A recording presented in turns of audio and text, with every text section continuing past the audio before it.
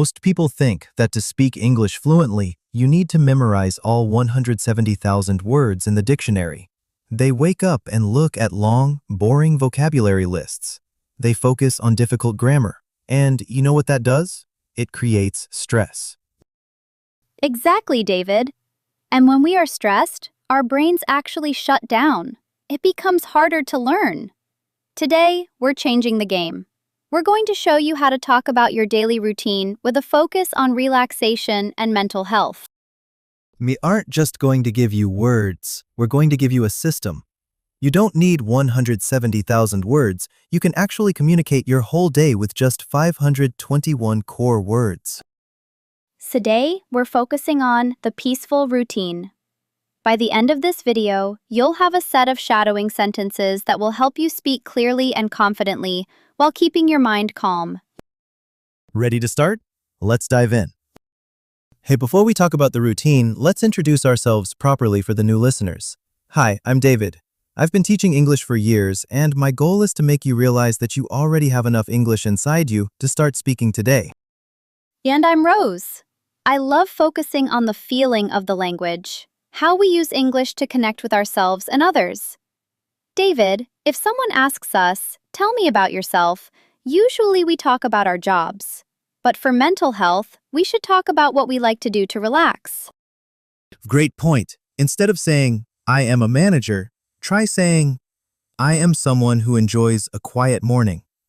Simple, right? Yes, and remember, our sources show us that you don't need a teacher or expensive classes to do this. You just need one good habit: shadowing. Shadowing is like being a copycat. You listen to us and you repeat the rhythm, the stress, and the emotion. It's the fastest way to train your brain to think in English. Let's look at the morning routine.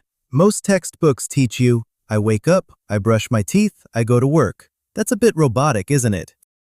It is. For a mental health focus, we need to talk about our intentions.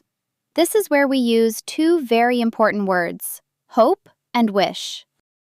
Rose, explain the difference for our listeners. This usually confuses people.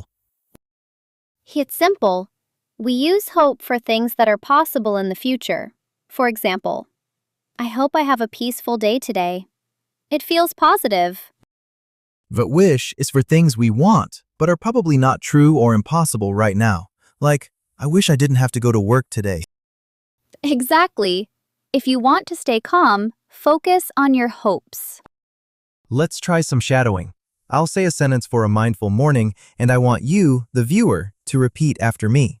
Rose, you do it first to show them how it's done. I hope to enjoy my coffee in silence today. I hope to enjoy my coffee in silence today.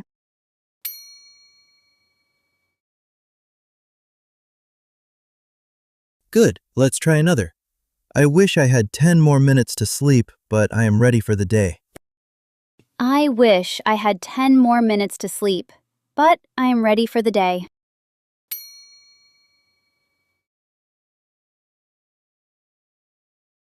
Now, let's talk about the afternoon. This is when the stress starts to build up. We need to talk about what we would like to do to stay balanced. Would is a magic word in English. It makes everything softer and more polite. Instead of saying, I want a break, which sounds a bit aggressive, we say, I would like a break. Or if you're talking about a dream routine, you might say, in a perfect world, I would go for a walk at 2 p.m. every day. Let's practice some phrasal verbs for self-care too. I love the verb take off. Usually it's for a plane, but it also means to remove something or take a break. Like, I need to take off my shoes and just sit down. Or take up. I want to take up meditation. Let's do a shadowing loop here. Listen to the rhythm. I would like to take up a new hobby to help me relax. I think I should take off an hour this weekend for myself. Rose, we often get asked, does my accent matter for mental health? Not at all. Whether you speak with a UK, USA, or Australian accent, the goal is clarity, not perfection. But it's fun to see how different cultures talk about relaxing. In the UK, someone might say they're going to put on their togs. Oh wait, no, that's Australian. In the UK, it's a swimming costume. In the US, it's a swimsuit. Imagine you are at a beautiful beach. You aren't thinking about grammar, you are just thinking about the footpath or the sidewalk leading to the water. The point is, don't let the correct word stress you out. If you say swimsuit in London, people will understand you. The goal of simple English is to keep your brain calm so you can keep talking. As the day ends, it's important to reflect. This is where we use the past tense. Many students hate the past tense, but if we use it to talk about our day, it becomes a form of journaling. I was tired, but I did my best. Let's look at the difference between I did and I have done.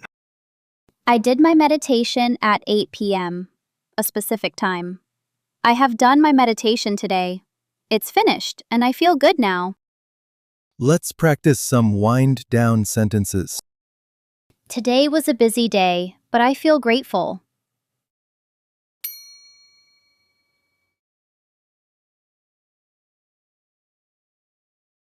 I have already turned off my phone for the night.